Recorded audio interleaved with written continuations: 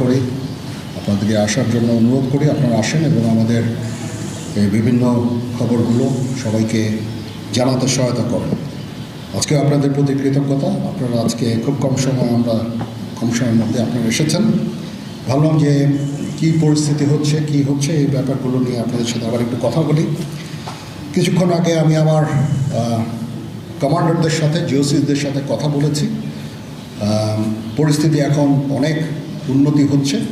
আস্তে আস্তে ধীরে ধীরে আমার ধারণা যে 3-4 দিনের মধ্যে পরিস্থিতি স্বাভাবিক পর্যায়ে চলে আসবে। তবে যারা এই সমস্ত অপরাধ করেছে তাদেরকে আমরা ছাড় দিব না। অবশ্যই তাদের বিরুদ্ধে আইন ব্যবস্থা গ্রহণ করা হবে। আপনারা দেখতে পাচ্ছেন আমার সাথে 2 নেভি চিফ এবং এয়ার চিফ আছেন। আমরা একসাথে কাজ করছি। কিছুক্ষণ আগে আমার প্রফেসর ইউনুসের সাথেও কথা হয়েছে। ওনার সাথে কথা বলে আমার খুব ভালো লাগলো। আমার কাছে মনে হয়েছে উনি অত্যন্ত আগ্রহী এই কাজটা করার জন্য, এবং আমি নিশ্চিত যে উনি আমাদেরকে একটা সুন্দর গণতান্ত্রিক প্রক্রিয়ায় আমাদের নিয়ে যেতে সক্ষম হবেন এবং আমরা এ থেকে উপকৃত হব। আর আমি দেখলাম যে স্টুডেন্ট এবং ভলেন্টিয়ার্সরা অত্যন্ত চমৎকার কাজ করছে। যেহেতু এখন ট্রাফিক পুলিশ ছিল না, তারা ট্রাফিকিংয়ের কাজ করছে, বিভিন্ন রাস্তা পরিষ্কার করা, যে সমস্ত ভ্যান্ডালাইজেশন হয়েছে যে সমস্ত স্থাপনাগুলোতে, ওগুলোকে পরিষ্কার করা। আমরা অত্যন্ত আনন্দিত যে তারা এই ভালো কাজগুলো চালিয়ে যাচ্ছে। আমি তাদেরকে অনুরোধ করব যে এই ভালো কাজগুলো যেন তারা চালিয়ে যায় এবং বিভিন্ন জায়গায় ঢাকার বাইরে যে সমস্ত লুটতরাজ অপরাধ সংগঠিত হচ্ছে ওগুলো প্রতিহত করার জন্য আমি তাদেরকে অনুরোধ করেছিলাম এবং তারা সেই কাজও করছে। এবং আমি নিশ্চিত যে আমরা সবাই মিলে একটা সুন্দর আবার স্বাভাবিক পরিস্থিতিতে আমরা ফেরত চলে আসতে পারব। আপনারা জানেন যে আমরা কেয়ারটেকার গভর্নমেন্টের প্রধান ডক্টর ইউনুসকে আমরা নির্বাচন করেছি অনেক আলোচনা করে। আমরা নিজেদের মধ্যে অনেক আলোচনা করেছি এবং সমস্ত রাজনৈতিক নেতৃবৃন্দের সাথে, স্টুডেন্ট কোঅর্ডিনেটরদের সাথে আলোচনা করেছি। আমার সাথে নেভি চিফ এবং এয়ার চিফ ওনারাও ছিলেন এবং মহামান্য রাষ্ট্রপতির সাথে আমরা আলোচনা করেছি এবং আলোচনা করে আমরা সর্বসম্মতভাবে সম্মত হয়েছি এবং ওনার কাছে প্রস্তাব দিয়েছি চিফ অ্যাডভাইজার ডক্টর ইউনুসকে করার জন্য এবং উনি এখন আমাদের চিফ অ্যাডভাইজার। কালকে আসবেন, কালকে হয়তো দুপুরে উনি এসে পৌঁছাবেন। আমি ওনাকে রিসিভ করতে যাব। আমরা ওনাকে সর্বতোভাবে সহায়তা করব। আমি army chief, navy chief, air chief, এবং আমি নিশ্চিত যে উনি সমস্ত রাজনৈতিক দল এবং সবার কাছ থেকে সাহায্য সহযোগিতা পাবেন। স্টুডেন্ট ফোরাম, স্টুডেন্টস, এবং আমরা সবাই মিলে ওনাকে সাহায্য করব এবং আমি নিশ্চিত যে তাহলে উনি অত্যন্ত সফলভাবে ওনার এই কাজ সমাধা করতে সক্ষম হবেন। অনেক ধরনের গুজব চলছে। আমি জনগণকে আহ্বান করব এ ধরনের গুজবে যেন কান না দেয়। আমরা একটা চমৎকার পরিবেশে সুন্দরভাবে সবাই মিলে আমরা কাজ করে যাচ্ছি। আমার সেনাবাহিনী নিয়ে বিভিন্ন সেনানিবাসের মধ্যে বিভিন্ন কিছু হচ্ছে ইত্যাদি সমস্ত গুজব রটনা করা হচ্ছে। এগুলোতে আপনারা কান দিবেন না এবং আপনারা এই ধরনের গুজব ছড়াতেও দয়া করে সাহায্য করবেন না। আমি জানি সবাই এটা ইচ্ছা করে করেন না, হয়তো আউট অফ প্যানিক আপনারা এটা করেন। এই জিনিসটা থেকে নিবৃত্ত থাকলে এটা ভালো হবে এবং আরেকজনকে কোনো নিশ্চিত না হয়ে কাউকে এ ধরনের কোনো খবর সংবাদ আপনারা দেওয়া থেকে বিরত থাকবেন, তাহলে এটা আমাদেরকে সাহায্য করবে। পুলিশের পুনর্গঠনের কাজ চলছে। এখন পুলিশ প্রধান একজন নিয়োগ দেওয়া হয়েছে। আমি নিশ্চিত যে পুলিশের মনোবল আবার ফেরত আসবে এবং পুলিশ একটা প্রফেশনাল ফোর্স হিসাবে ভালোভাবে তাদের দায়িত্ব পালন করতে সক্ষম হবে। সর্বশেষে আমি আপনাদের নিশ্চিত করতে চাচ্ছি যে সেনাবাহিনী, নৌবাহিনী, বিমান বাহিনী সর্বদা জনগণের সাথে আছে এবং থাকবে এবং আমরা কাজ করে যাব, পাশাপাশি সবার সাথে মিলে কাজ করে যাব এবং আমরা একটা সুন্দর ভবিষ্যতের দিকে যেতে পারবো, ভবিষ্যতে পৌঁছাতে পারবো বলে আমি বিশ্বাস রাখি। আপনারা আমাদের সবাইকে সাহায্য সহযোগিতা করবেন। আপনাদের সাহায্য নিয়ে ইনশাল্লাহ আমরা এটা করতে পারবো। আপনারা মিডিয়া অলরেডি অত্যন্ত দায়িত্বপূর্ণভাবে আপনাদের সংবাদ পরিবেশন করছেন। আমি আবার আপনাদের কাছে এই জন্য কৃতজ্ঞতা জানাচ্ছি এবং ইনশাল্লাহ আমরা সবাই মিলে দেশকে একটা সুন্দর একটা পরিবেশ আমরা সৃষ্টি করতে পারবো এই দেশে এবং আমরা সবাই ভালো থাকবো ইনশাআল্লাহ। এখন আপনাদের যদি কোনো কোয়ারিজ থাকে, কোনো প্রশ্ন থাকে আমাকে করতে পারেন। আমি যদি আমার জানা থাকে আমি অবশ্যই এটার উত্তর দেব। কালকে আমরা শপথ গ্রহণের জন্য যথাসাধ্য চেষ্টা করছি। একটা প্রস্তাব ছিল বিকালে করার, বিকালে খুব টাইট হয়ে যেতে পারে, উনি 2:10 দিকে হয়তো এখানে আসবেন, এটা মেবি ভেরি টাইট। আমরা হয়তো তাইলে রাত্রেবেলা রাত 8টার দিকে করতে পারি, হয়তো 400 জন লোকের উপস্থিতি এখানে থাকবে। এই পরিসরে আমরা শপথ গ্রহণের অনুষ্ঠান ইনশাল্লাহ করব। মাননীয় সেনাপ্রধান, আমরা দেখেছি যে সেনাবাহিনী বাংলাদেশ এবং বাইরে যে কোনো দুর্যোগ যেগুলো কিছু মোকাবেলা করতে সক্ষম। রিসেন্টলি আমরা দেখতে পাচ্ছি যে বাংলাদেশের বিভিন্ন জায়গায় দুর্বৃত্তরা ডাকাতি থেকে শুরু করে লুটতরাজ করছে, এবং গতকাল রাতের বেলা মোহাম্মদপুর, ধানমন্ডি এই এলাকাগুলোতে ঘটনা ঘটছে রাজধানী শহরে।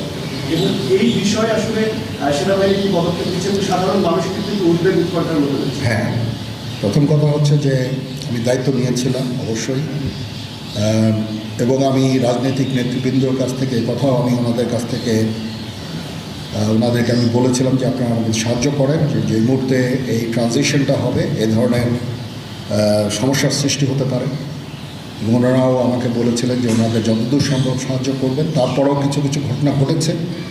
এটা ঘটার পিছনে তো কিছু কারণও আছে, এবং আমরা ইনিশিয়ালি হয়তো কিছু এরকম ঘটনা ঘটেছে, বা তারপরে এখন পরিস্থিতি কিন্তু অনেক শান্ত হয়ে আসছে।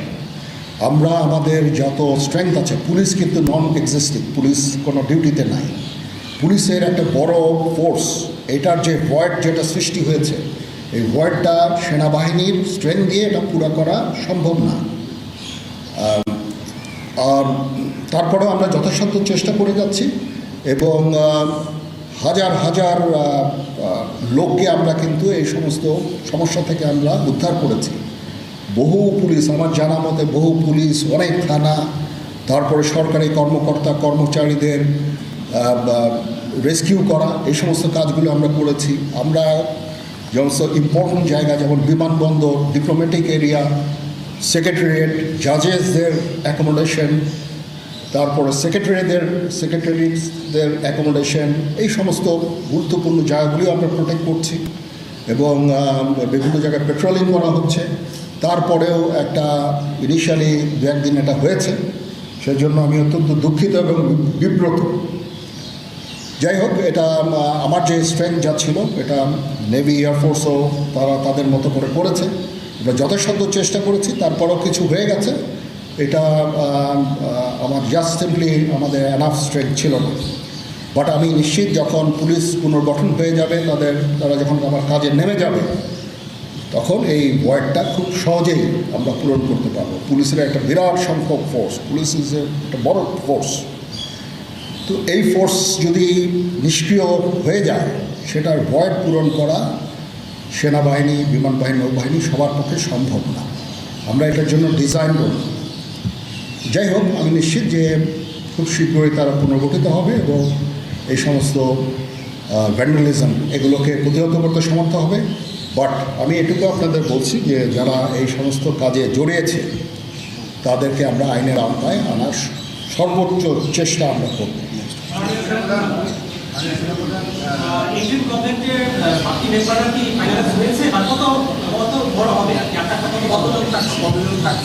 আমার ধারণা আপাতত 15 জন হতে পারে, তারপরেও 2-1 জন আপ অ্যান্ড ডাউন এটা করতে পারে, এরকম একটা সংখ্যক, এবং মোটামুটি একটা দাঁড়িয়ে যাচ্ছে। যেহেতু এটা ফর্মালি প্রকাশ করা হয়নি, এটা নিয়ে আমি আর আপনাদের সাথে কথা বলতে চাচ্ছি না। জি,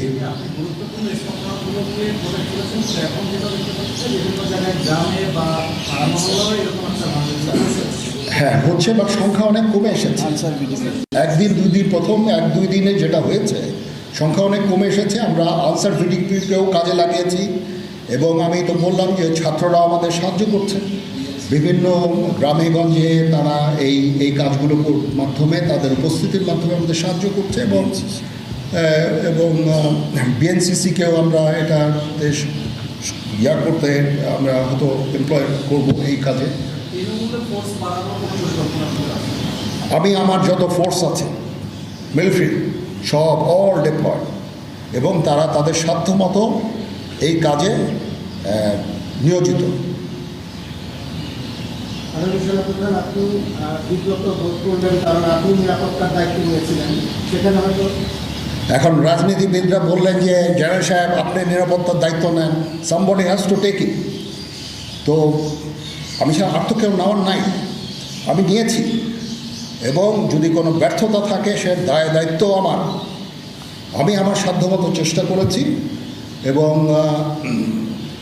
খুব কম সময়ের মধ্যে একটা স্বাভাবিক পরিস্থিতি ফেরত আসছে। বাট আমাদের আরও অনেক কাজ করতে হবে। ইনশাল্লাহ আমাকে একটু সময় দেন, আমরা এই নর্মালসিতে নিয়ে চলে আসবো ইনশাল্লাহ। ওকে, সবাই ভালো থাকেন, সুস্থ থাকেন, আল্লাহ হাফেজ।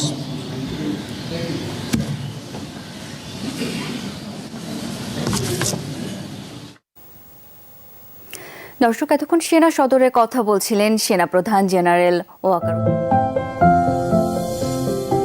সাথে আমন্ত্রণ জানাচ্ছি সব খবরে, সঙ্গে আছি আমি শাওন দত্ত।